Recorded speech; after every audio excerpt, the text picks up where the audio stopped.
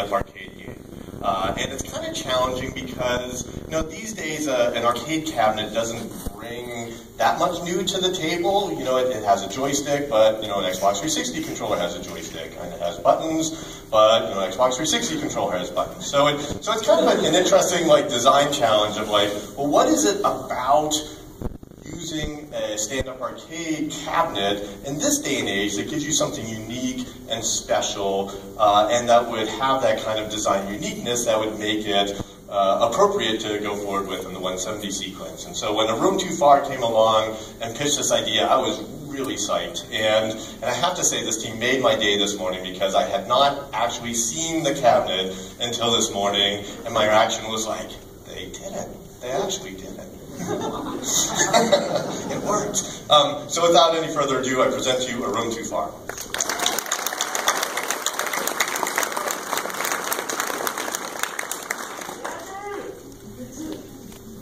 Hello everyone, it's my pleasure to present to you A Room Too Far. A Room Too Far is a 4-player cooperative arcade game with a user-generated world. Players can create levels for their arcade machine using a level editor on a companion website. The arcade cabinet downloads these levels from our web server.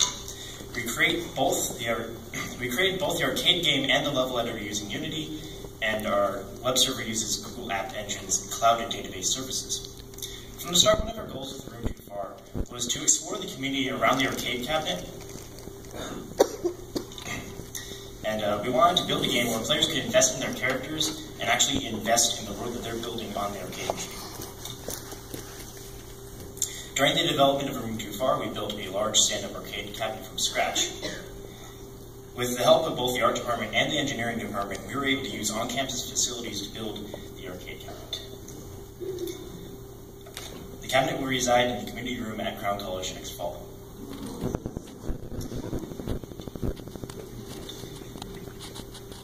Imagine a world not too different from our own. But then one day, a jungle began to erupt from the ground, spreading across the planet, engulfing the cities at a fantastic rate. The cities scrambled to build upwards, out of the reach of the rampant growth. But day by day, the vicious vegetation chased them upwards, until they could no longer build any further. Out of desperation, they razed their cities and the surrounding lands with the sky.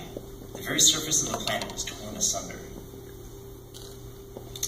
Again, they were safe, but only for a time. The jungle is a creature of malice and cunning. Instead of destroying what humanity left behind or simply ignoring it, the jungle repurposed it for its own uses.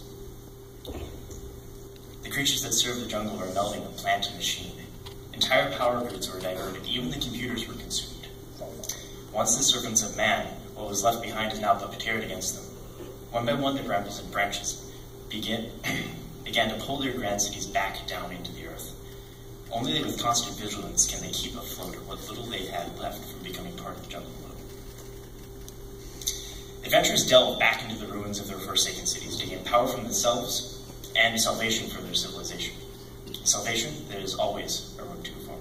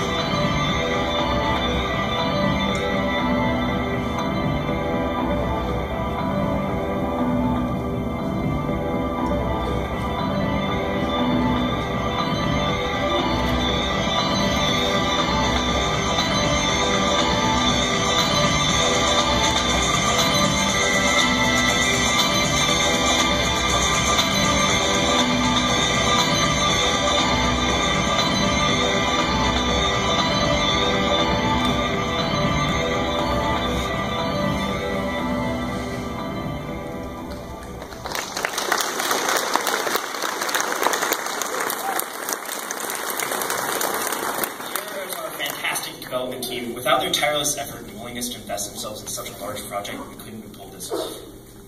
I also like to thank our wonderful artists. Without their enthusiasm and dedication, we wouldn't have a game to show. I'd also like to thank everyone else who helped us along the way. Thank you. That was a room too far.